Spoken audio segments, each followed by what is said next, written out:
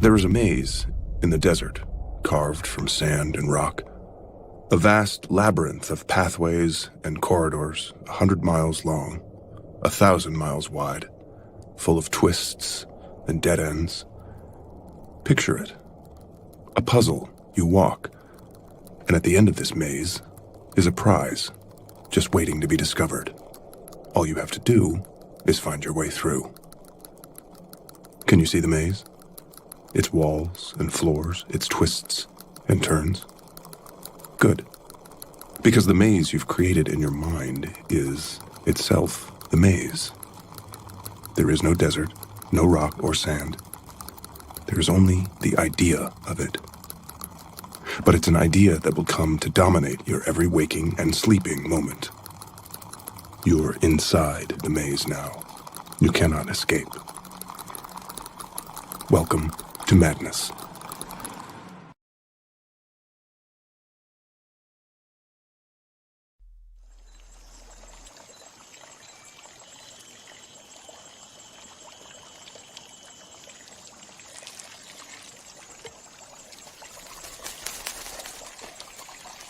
And now we must speak of Zhuangzhu, who fell asleep one day and dreamed he was a butterfly. For hours he fluttered in the warm winter sun, until he no longer remembered he was Zhuangzhu. Suddenly he awoke, and he was Zhuangzhu again. But in that moment he didn't know, was he Zhuangzhu who had dreamt he was a butterfly? Or a butterfly who was dreaming he was Zhuangzhu? A delusion starts, like any other idea, as an egg, identical on the outside, perfectly formed. From the shell, you'd never know anything was wrong. It's what's inside that matters.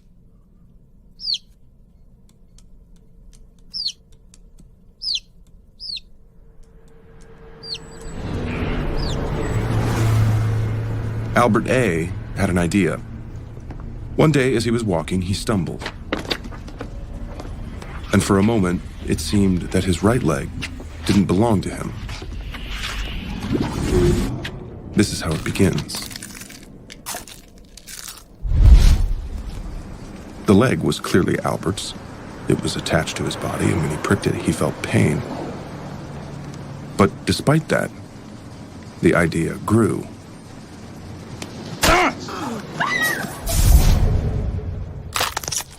Such is the power of an idea. With every day that passed, Albert became more and more certain that this was not his leg. He decided he didn't want it anymore. And so one day, he went to the hardware store. You see, an idea alone isn't enough. We have ideas all the time, random thoughts and theories. Most die before they can grow.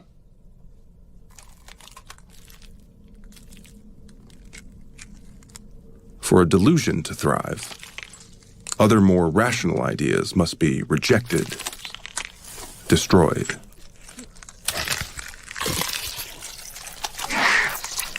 Only then can the delusion blossom.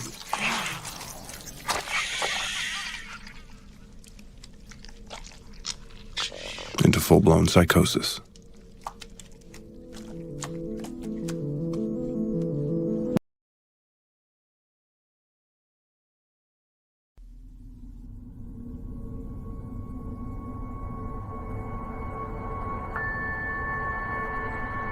A wise man once said, "Reality is that which, when you stop believing in it, doesn't go away." For the tick, reality is a product of temperature and butyric acid. Its perception of the world is its reality. The bloodhound has 200 million scent receptors. Its perception of the world is based fundamentally on smell. A dog doesn't reason. A tick never thinks about the universe in any way separate from its biological interactions with the universe. Human beings, on the other hand. Imagine a boy. From a young age, he is taught wrong. This color is called red. This one is green. Red, green. Human beings are the only animal that forms ideas about their world. We perceive it, not through our bodies, but through our minds. Remember, red means stop, green means go. We must agree on what is real.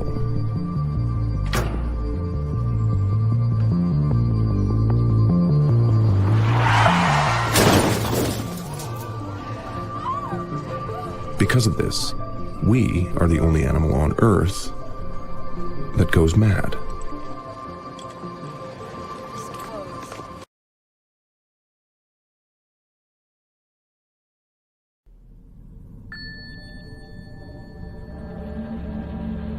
You've heard of the placebo effect, but are you aware of the nocebo effect, in which the human body has a negative physical reaction to a suggested harm? This will make you vomit. This will make you vomit.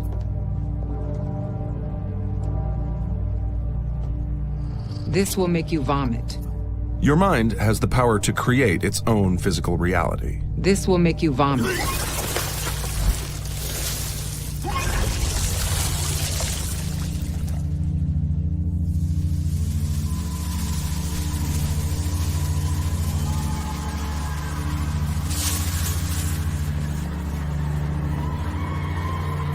Why do we yawn when we see others yawn? Throughout history, there have been incidents.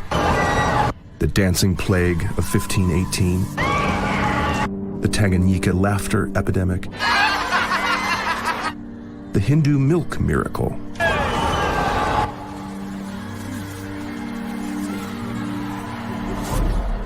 Some believe they're a response to stress.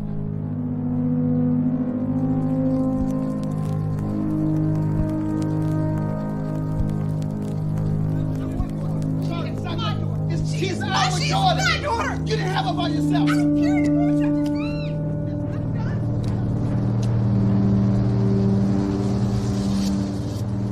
Psychologists call it a conversion disorder, in that the body converts a mental stress to a set of physical symptoms, in this case a tic or spasm. And, like any disorder, it can be contagious. This kind of collective behavior is not limited to human beings. What we know is that in certain communities, under specific circumstances, an involuntary physical symptom developed by one person can become viral and spread from person What was that? to person. Steph, just calm down. It's gonna go away. To person.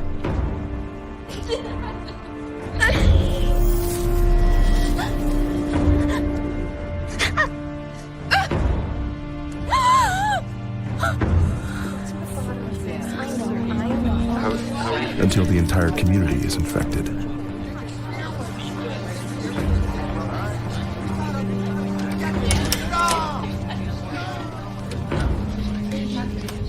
So you're not seeing other signs of And so my question to you is, if the idea of illness can become illness, what else about our reality is actually a disorder?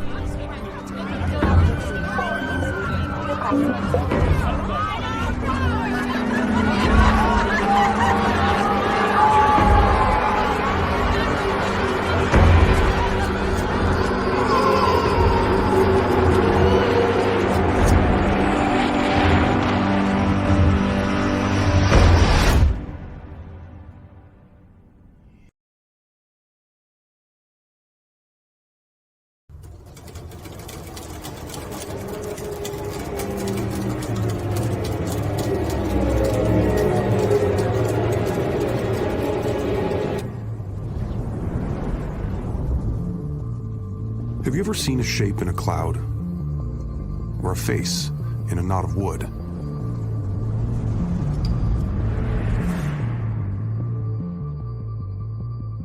Every few months, Jesus appears to the unsuspecting in a piece of toast.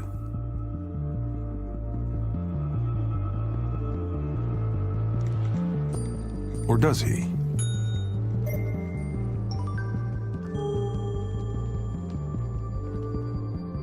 Human beings are pattern-seeking animals. For thousands of years, our survival depended on being able to spot patterns in nature, to find predators hiding in the wild. And so now, centuries later, we are still looking, still searching every cloud for faces, as if our lives depend on it. So strong is our belief that a pattern must exist, that the human mind will reject the pieces that don't fit. So where the pessimist sees danger hiding behind every back, the optimist sees friendship.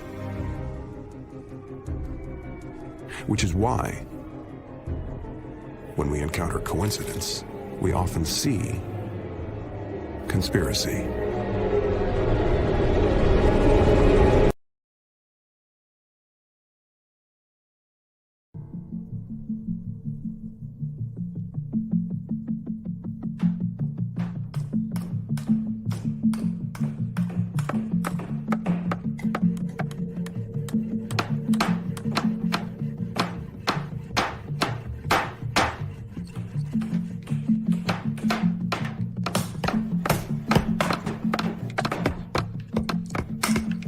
Moral panic is defined as public anxiety or alarm in response to a perceived threat to the moral standards of society.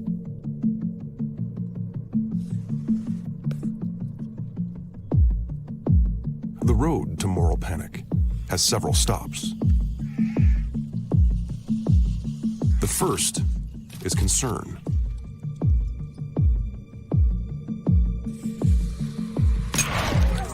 This concern, limited at first, spreads from person to person.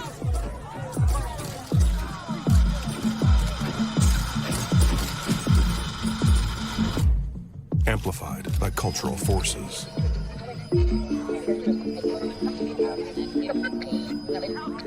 Until rational concern becomes irrational fear. People come to believe something terrible is happening. Something they cannot see, that they can't control.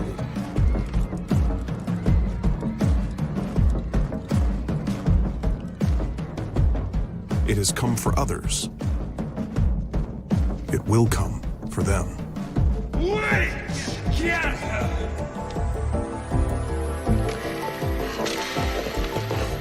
Whether or not the threat is real, the response certainly is.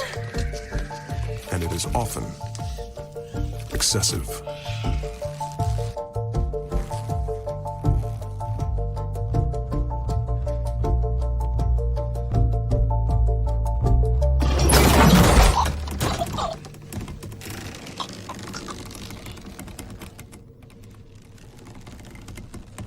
Ask yourself, what's more terrifying? Fear or the frightened?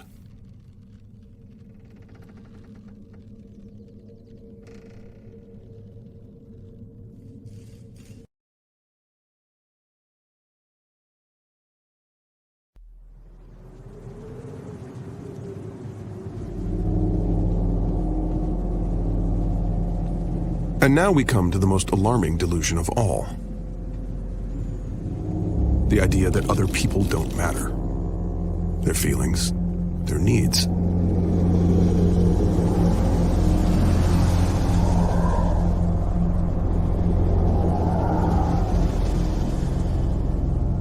Imagine a cave where those inside never see the outside world.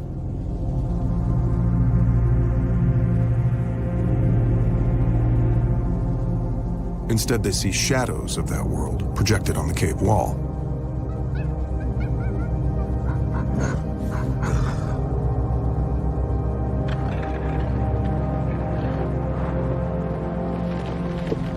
The world they see in the shadows is not the real world.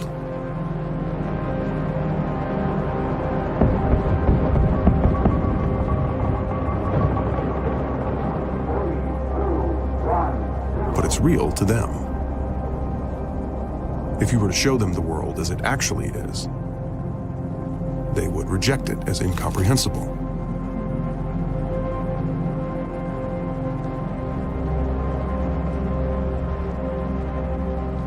Now what if, instead of being in a cave, you were out in the world, except you couldn't see it?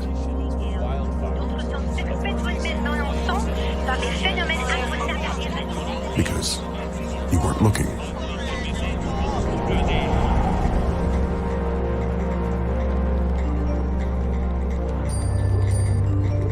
Because you trusted that the world you saw through the prism was the real world.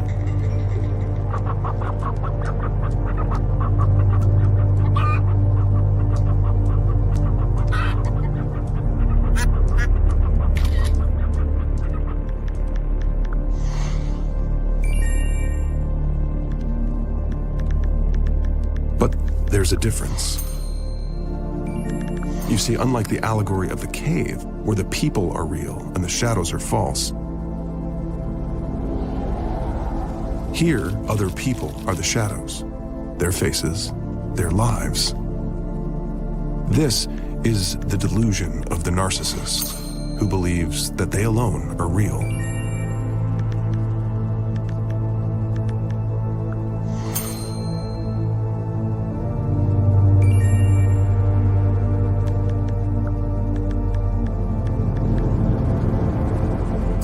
Their feelings are the only feelings that matter, because other people are just shadows, and shadows don't feel. Because they're not real.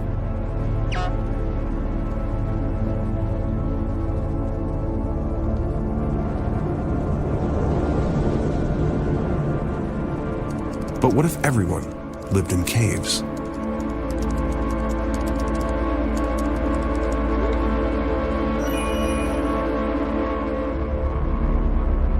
No one would be real. Not even you.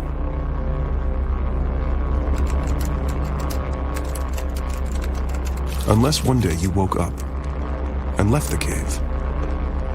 How strange the world would look after a lifetime of staring at shadows.